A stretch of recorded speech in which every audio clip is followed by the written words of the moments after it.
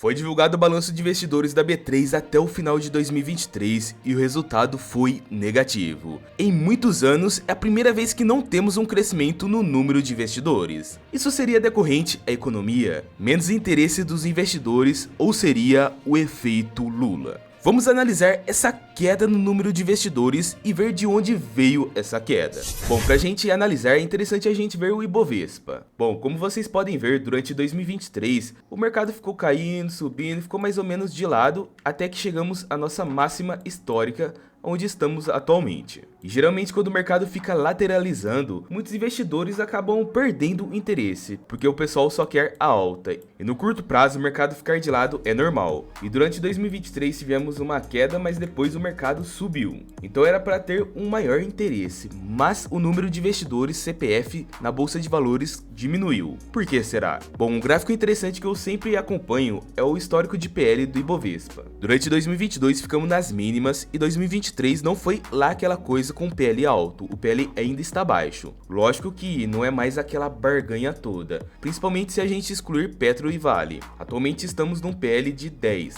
mas está longe do pico de 21 que tivemos lá em 2020 e 22 de 2001. Ou seja, durante 2023 a bolsa ficou barata por bastante tempo e ainda continua barata atualmente em 2024. Isso de acordo com o PL, que é um dos principais indicadores quanto a preço. Então podemos dizer que voltamos mais ou menos à nossa média. E esse PL baixo também acaba mostrando um menor interesse dos investidores. Bom, uma das coisas que muitos podem estar se perguntando é que essa baixa no número de investidores pode ser o efeito Lula. Será que é isso? Bom, como vocês podem ver, logo que assumiu, Lula já critica o mercado financeiro e diz que é preciso parar de usar a palavra gasto, já mostrando uma sinalização que iria gastar mais. E essa não é a primeira e nem a última vez que o Lula critica o mercado financeiro. Temos diversas notícias com ele criticando o mercado financeiro e por mais que isso não tenha um efeito direto no lucro das empresas ou algo do tipo, pode acabar mexendo na volatilidade. Só que essas falas criticando o mercado pode diminuir o incentivo dos investidores, mas dificilmente terá algum grande efeito no número de investidores. Investidores querem ganhar dinheiro, então ficar se baseando em falas de presidentes, falas de políticos, só vai te fazer perder dinheiro no curto prazo. Ou seja, foca em ganhar dinheiro em boas empresas e eu recomendo você pensar desse jeito, não ficar ligando muito para essas falas. Falas não refletem em resultados. Pode sinalizar uma inclinação do político, um caminho que ele vai seguir, mas não reflete nas empresas diretamente. Lógico que depende da fala e falas não refletem nas ações. As ações dos políticos sim podem refletir nas empresas. Porém tem outro fator muito importante sobre o Lula que pode estar influenciando na diminuição de investidores que vamos abordar mais pra frente no vídeo. E esse é um dos maiores medos que o pessoal está tendo atualmente. Mas primeiro vamos falar dessa queda. Bom, já não é de hoje que temos um crescimento no número de investidores ano a ano. Podemos dizer que esse é um crescimento expressivo, que saímos de 600 mil investidores lá em 2013 para 5,8 milhões de investidores em 2022. Só que recentemente tivemos uma queda no número total de investidores.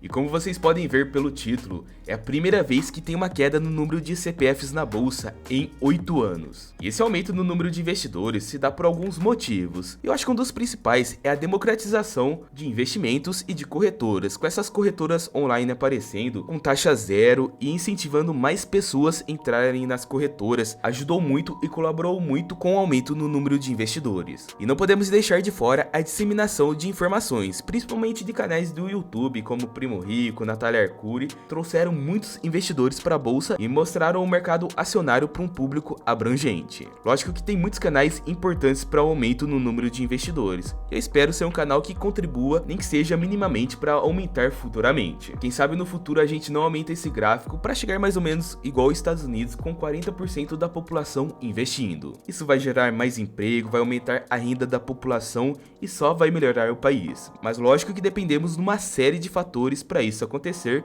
e não somos os Estados Unidos. Bom, para se ter uma noção que o mercado acionário não está lá aquelas coisas e movimentando tanto dinheiro, nessa notícia podemos ver que a B3 registra uma baixa anual de 24% no volume de negociação, comparando novembro de 2023 com novembro de 2022, onde o volume financeiro médio negociado na B3, no segmento de ações, apresentou uma queda em novembro de 24,4% em comparação do mesmo período de 2022. E uma das coisas que podem ter contribuído para isto é o aumento na taxa de juros dos Estados Estados Unidos, onde o Fed manteve a taxa de juros na banda de 5,25 a 5,5% ao ano, e é o maior nível em 22 anos.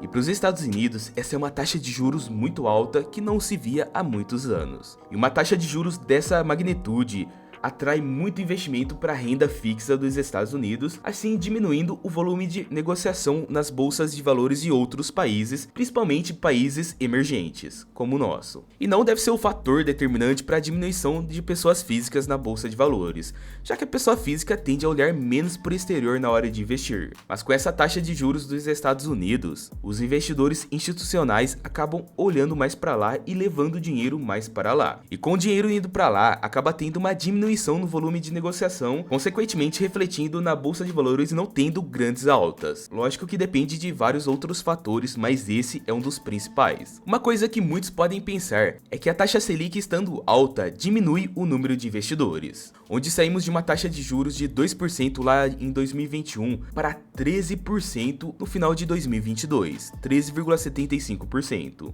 E atualmente estamos em 11,75% com tendência de queda. E a taxa Selic estando alta, muitos investidores acabam optando pela renda fixa. E muitos podem imaginar que essa procura pela renda fixa está diminuindo o número de CPFs na B3. Bom, isso acontece em ações, mas quando se investe em renda fixa, é preciso fazer cadastro em corretoras, consequentemente aumentando o número de CPFs. E como você pode ver, a metodologia usada leva em consideração CPFs cadastrados em corretoras, levando em consideração ações ou outros ativos da B3. Mas a taxa Selic nessa magnitude acaba aumentando a procura pela renda fixa e diminuindo o interesse por ações, consequentemente a negociação em ações acaba diminuindo e não tendo grandes altas na bolsa de valores. Com a diminuição da taxa Selic, podemos ver maiores altas na bolsa de valores, consequentemente aumentando a atratividade pelas ações, e assim aumentando o número de investidores. A gente tem que entender que a grande massa de investidores de varejo acaba tendo um interesse maior em ações quando o mercado está em alta. Para você ter uma noção, de acordo com essa matéria da B3, em 2023, o saldo da renda fixa aumentou 23% até setembro, muito puxado pelos LCI e CRIs, e o volume investido no Tesouro Direto saltou 26% em 12 meses até setembro. E como eu falei lá atrás no vídeo, existe algo relacionado ao governo Lula que pode estar colocando medo nos investidores, que seria o déficit fiscal. Com o crescimento do déficit nas contas públicas e a inclinação do aumento de gastos,